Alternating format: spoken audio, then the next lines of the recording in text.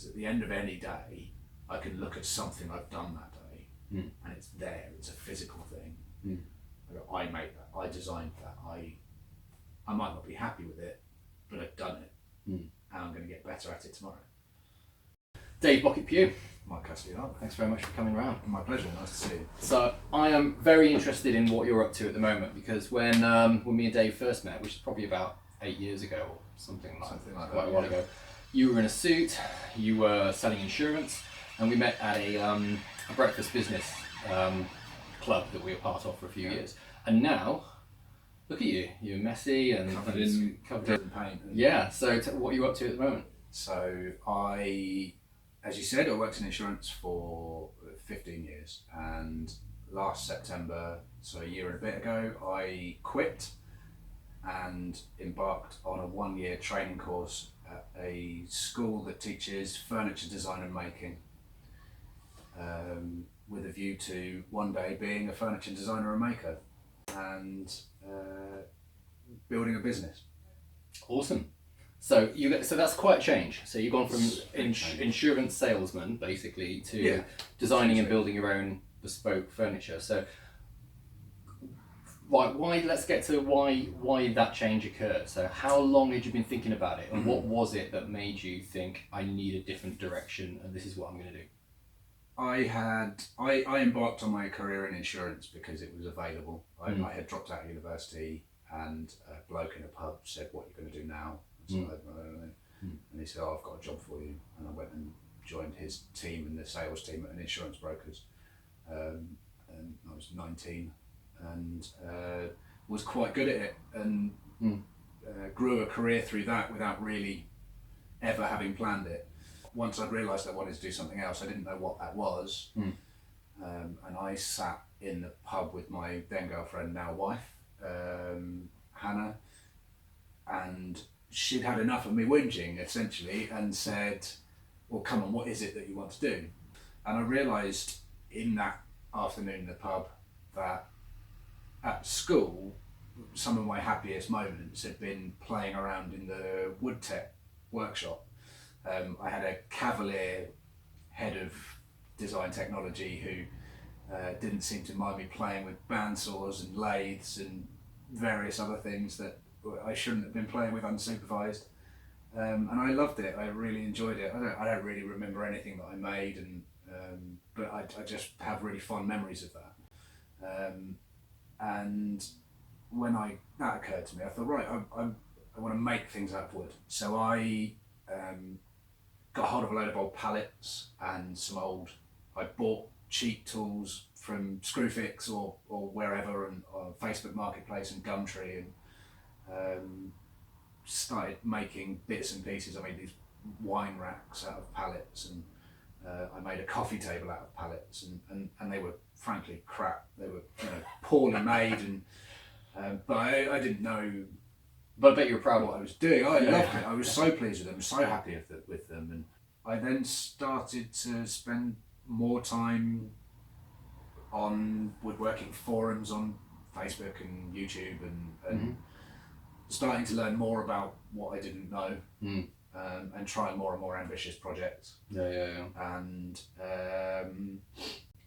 it all came to a head essentially when I had decided to leave the company I was working for to go to London to work for another insurance broking firm.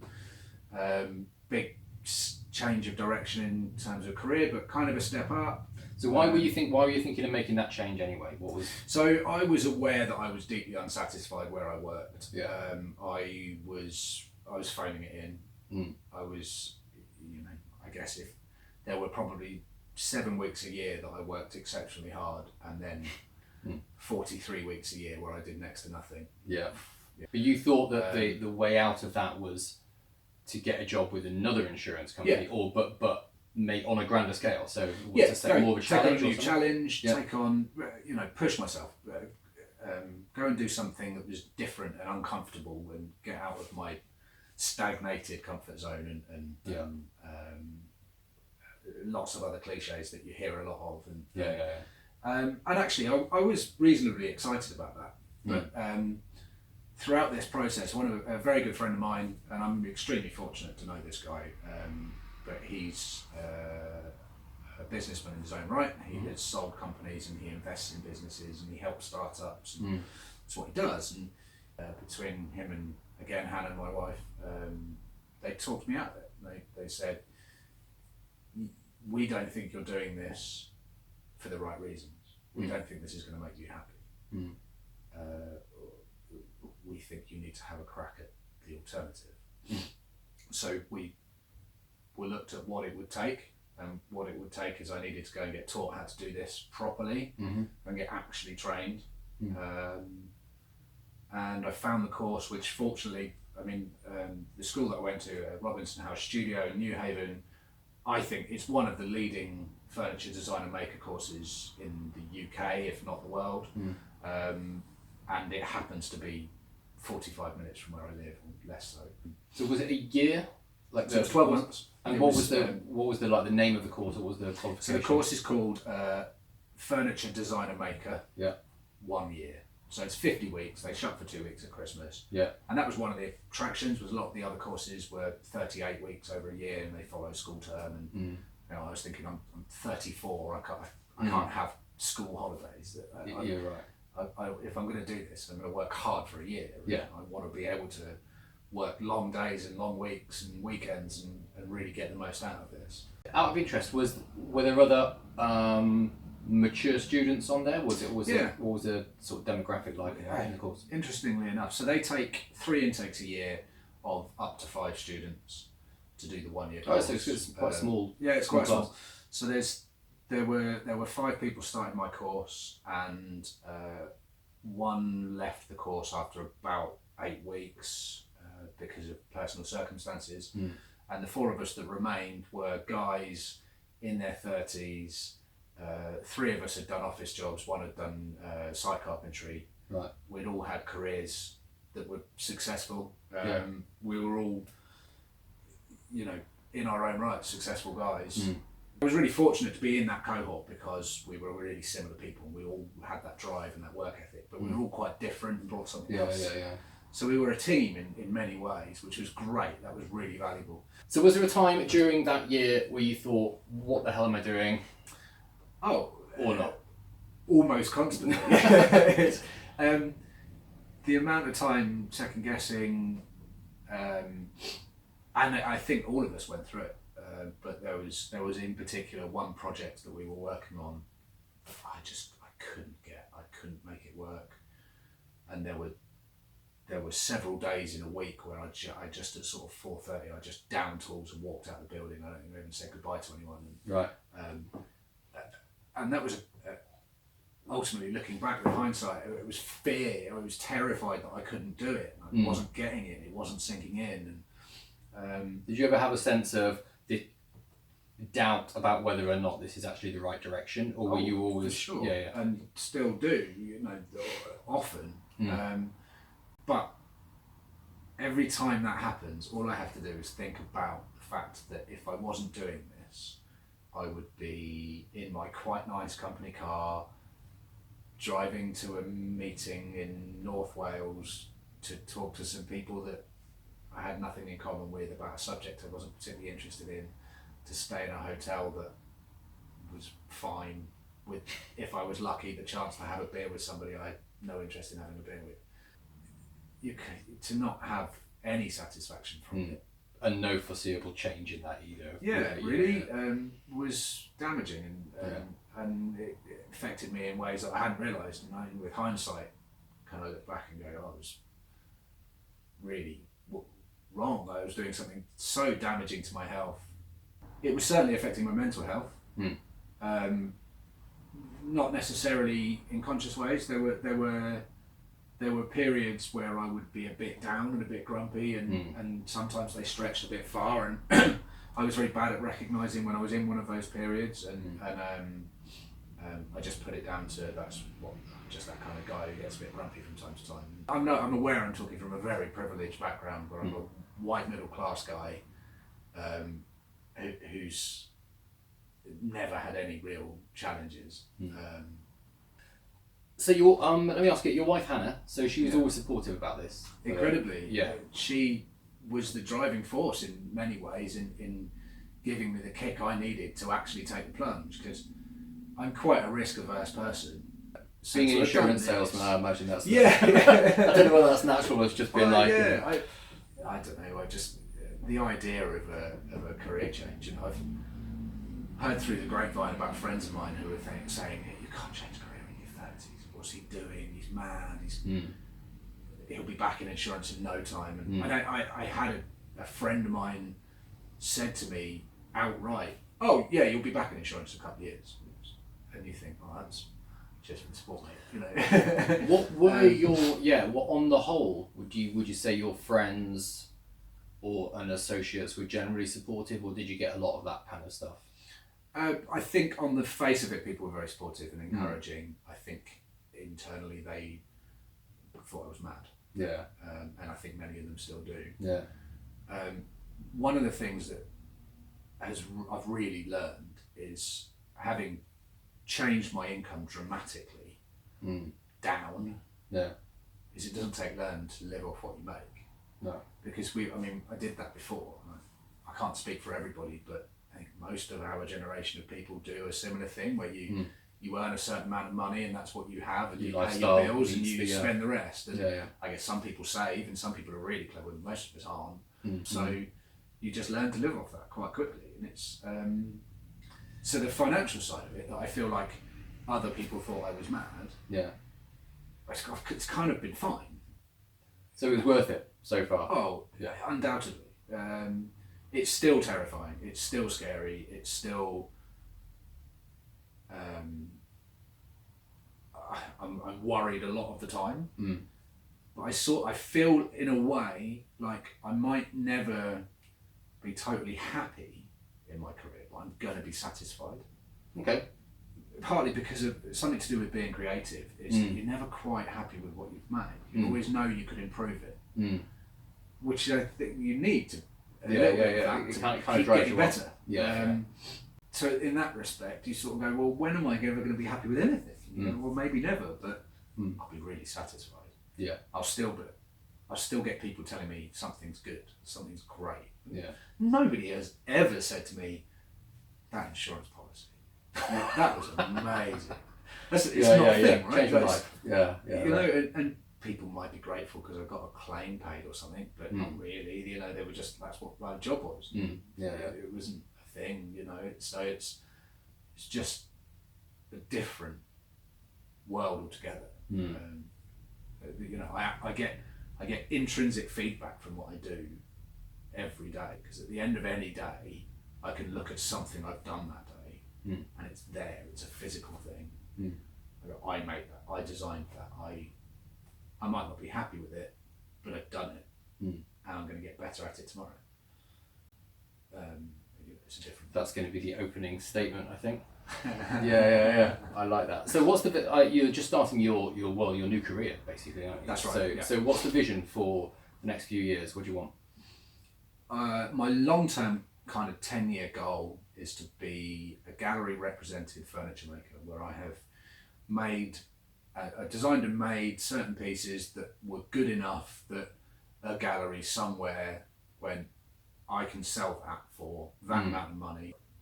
So that's my goal, is to get to there. In the meantime, I have this vision of a workshop that I own or rent, which is filled with my kit that I bought, my machinery, and it's populated by people who are renting benches from me, and maybe some employees, or you know, and has a business plan to allow me to make enough money that's a comfortable amount of money to live off and not be worried about the bills, and allowing me the time to design and make more beautiful things that I want to make, and more interesting work, and to experiment and to play with materials, and come up with new ideas and that sort of thing. So at the moment I'm trying to build to that. I've got a long way to go in terms of honing my skills. I need to be quicker, which only comes with time, work.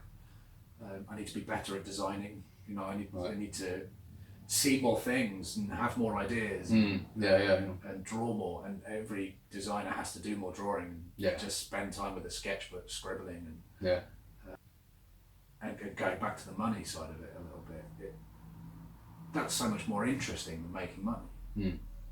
So if I live hand to mouth for the rest of my life and scrape by and just about clear my bills and don't get to go for a nice meal at a Michelin star restaurant ever again, fine by me, you know. But do you think you could have a good income from it? Yeah. So well, it's all relative. A lot of furniture makers will say, oh, you can't be in this for the money. Could you make what you were making before? Yeah, I reckon. I can't make what the potential I had to make doing before had. Well, I mean, maybe I can. If I can. How good you are, I suppose. Yeah. Yeah. It will be difficult to make the steady, sustainable, reliable, safe income that I made before. Yeah. But there will be years where I make much, much more money and years where I make nothing. Right. Probably. Right. If I get to where I want to get to, that'll be a thing. Yeah. Having a completely reliable income in furniture design is going to be really difficult. Yeah. So there's managing that. It's part of the business planning I need to learn. Yeah. I feel like I can transfer some of my previous career into that. Not that I ever wrote a business plan in my previous career, but I spent an awful lot of time with business owners talking about their businesses. So that was something else I was going to ask actually, about taking what you've done before or some value from there and putting it into what you're doing now. Yeah. Like, do you look back on the last few years of your insurance career and think, I should have done it before, that was a waste? Or do you think, no, actually, that was just, do you think differently about it? I think yes and no.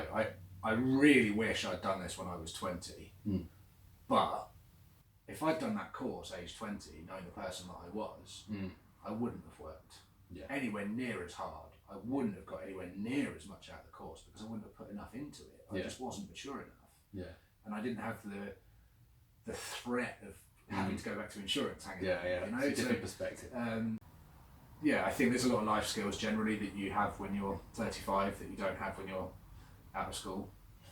For my experience of starting my business a couple of years ago as well, there's also this, because I'm 40 now, so there's the kind of added layer of a sense of urgency that realises I'm not going to get that time back and realises how quickly it's gone as well. So like you blink and 10 years goes by, 20 years goes by, and I know that when I was feeling dissatisfied the last couple of years of my business, then I knew that if I didn't change, then that was going to I just knew I wanted a different future from that. So I think with that's a perspective I find really important, and that can be quite powerful. You know, people talk about use the phrase midlife crisis, and I think you're a bit young for a midlife crisis, but I think they use that a bit loosely. But I think it can actually be a powerful bit of leverage to really look back at what's, who you've been and what you've done, and say, I like that and I'm taking that, but I'm not having that, and it gives you a lot more you can apply so much more. Yeah, determination is amazing. Yeah. One of the things that I'm trying to teach myself to do is to question everything. I spent my whole insurance career asking questions because that was my job, was to try and find out as much as possible about my customers, and I had it hammered into me to ask more questions and learn more about them and know more and know as much as possible, so that you're always able to answer questions. But I never really applied that to my own life.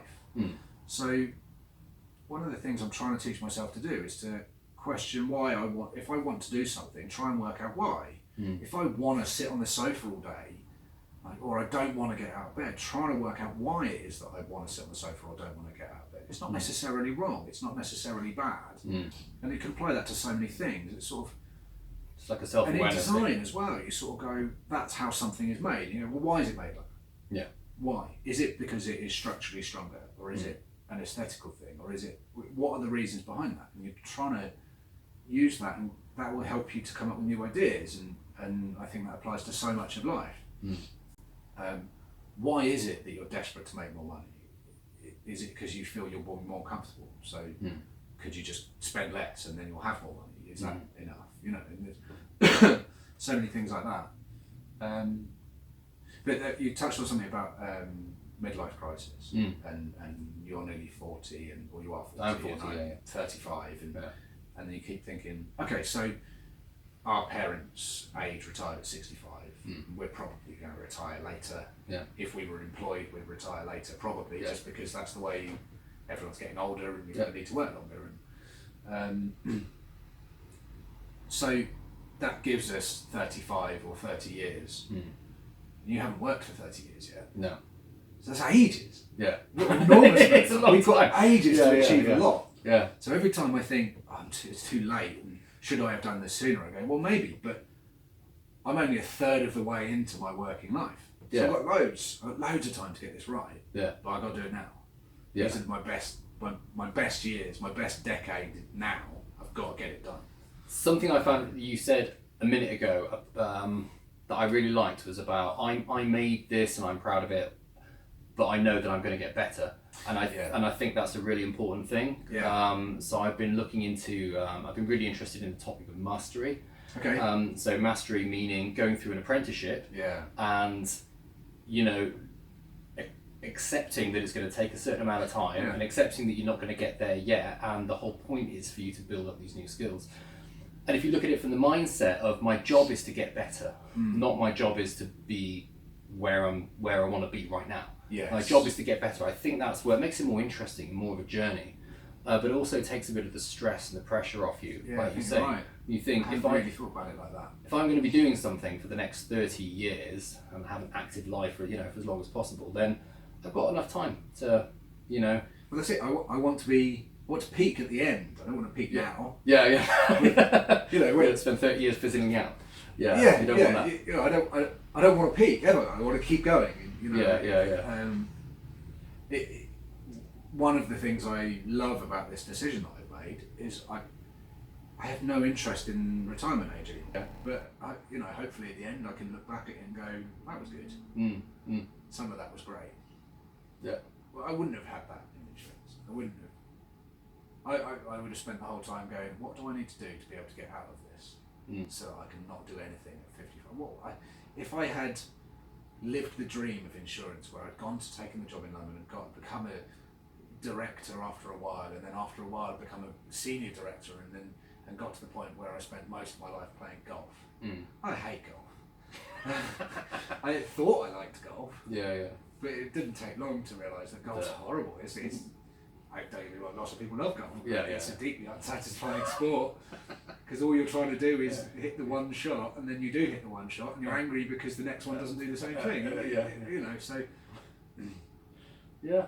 So hopefully there's plenty left in this, and I'm very early on in the journey. I was going to say it's just the beginning, but it really sounds like it's a pretty exciting path that you're on at the moment. Thanks. Yeah. Well, I look forward to seeing how this turns out. Thanks very much. Yeah. Thanks ever so much for. Cheers, mate. It's my pleasure. Yeah. Much appreciated, mate. Mate, that is no fantastic. problems at all. Some good stuff in there. There's some stuff in there that's usable.